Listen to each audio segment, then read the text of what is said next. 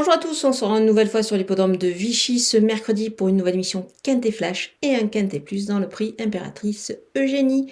C'est un handicap réservé à des 3 ans seulement. Ils vont évoluer sur la distance dite classique des 2400 mètres. Une course quand même assez ouverte avant le coup. Il va falloir plancher sérieusement pour essayer de trouver les meilleures chances de la course dans ce lot-là. Ils sont 16 au départ. On va voir tout ça avec mon analyse.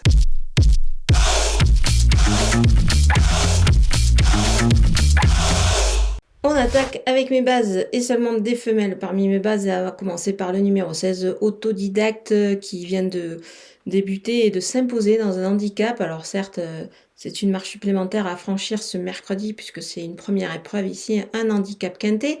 Mais attention, moi je pense qu'elle a largement les moyens de pouvoir franchir ce cap-là et de pourquoi pas disputer une nouvelle fois la victoire. Le numéro 2, Seabreaker, c'est vraiment une pouliche plutôt intéressante qui dispose de pas mal de qualités. Elle se montre plutôt régulière depuis ses débuts en compétition. Moi je pense qu'ici dans ce lot, elle est capable de bien faire. Le numéro 8, Beautiful Memory.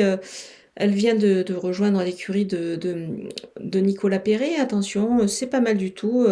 Elle reste sur une victoire. Donc, certes, c'était dans un réclamé, mais c'est quand même un élément qui fait pas mal preuve de constance. Moi, j'aime bien. Je pense que ici, elle devrait se présenter avec les plus hautes ambitions.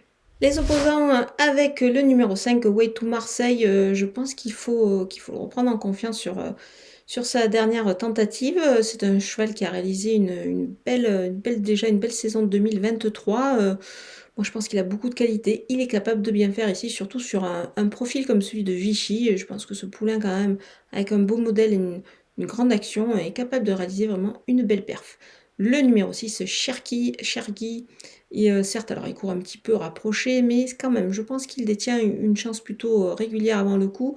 Il a déjà fait ses preuves dans le handicap, donc on va garder. Le numéro 4, Manada, c'est une pouliche qui se montre plutôt régulière dans l'ensemble. Voilà, dans les handicaps, elle arrive dans les handicaps ici, je pense, pour pouvoir poursuivre dans cette voie-là, c'est-à-dire confirmer. Elle a plutôt des lignes intéressantes en valeur 37. C'est plutôt pas mal. Le numéro 1, 13e mois. Alors, il a enchaîné des victoires. Évidemment, sa situation au poids est un petit peu moins favorable. Toutefois, moi, je mise sur son aptitude à la distance pour pouvoir se distinguer ici dans ce lot. Donc, pour faire, c'est le numéro 15, Warilia, qui affiche un profil plutôt intéressant. Moi, j'aime bien la constance de cette pouliche et qui va affronter, qui affronte un lot qui me paraît plutôt dans ses cordes. Elle possède quand même des références dans les handicaps, donc voilà, c'est pour cette raison qu'on peut la surveiller. C'est également une bonne finisseuse et elle devrait être avantagée par ce profil de Vichy et sa belle et longue ligne droite ici dans ce lot. 2400 mètres, c'est plutôt intéressant pour elle, donc voilà, je vous conseille de la surveiller vraiment de très très près. Les outsiders avec le numéro 14, Golden River. Alors certes, vient de prouver sa forme en s'imposant dans un réclamé, mais voilà, elle monte un petit peu de catégorie, c'est pour cette raison que je l'ai mise un petit peu plus bas, mais on va quand même s'en méfier. La course, on le sait, demeure ouverte. Le numéro 11, Excellence, vient de bien courir également. C'était dans un Méden sur la piste de Borelli. Je pense que l'état du terrain n'est pas un problème. Là, la distance également, c'est pas mal c'est pas mal du tout, pardon. Voilà, on peut craindre peut-être son petit manque d'expérience dans cette catégorie-là, en 34 de valeur. Donc, c'est pour cette raison que voilà, je l'ai glissé un petit peu plus bas, mais ne la négligez surtout pas. Le numéro 7, le tropique, attention, c'est un élément qui s'est montré plutôt intéressant le dernier coup, donc pourquoi pas ici, dans ce lot également pour une belle place. Le numéro 9, Treatwood.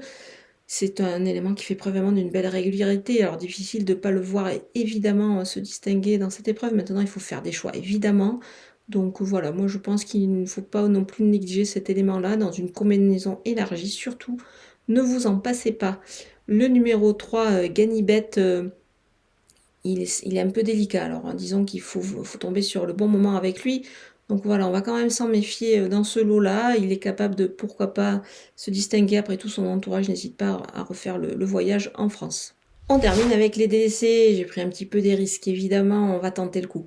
Je vais tenter de me passer du numéro 12, Pure Power, qui est certes un petit peu sur la montante. Maintenant, c'était au niveau inférieur. C'est pour cette raison que je vais m'en passer. Le numéro 13, Anna Caribea, c'est vraiment une jument qui est plutôt constante, certes, mais c'était pas mal du tout sur le sable. Ici, il faut quand même me convaincre sur le gazon. Le numéro 10, Richard Horning. C'est un élément qui est pas évident à cerner. Alors certes, il a des lignes, il sera peut-être mieux à Vichy maintenant. Bon, je prends un petit peu des risques en l'éliminant, mais il faut bien pour tenter de trouver la bonne combinaison du quintet. Voilà, on a passé en revue tous les partants de ce joli quintet plus de Vichy. Je vous laisse avec ma sélection et mes conseils de jeu.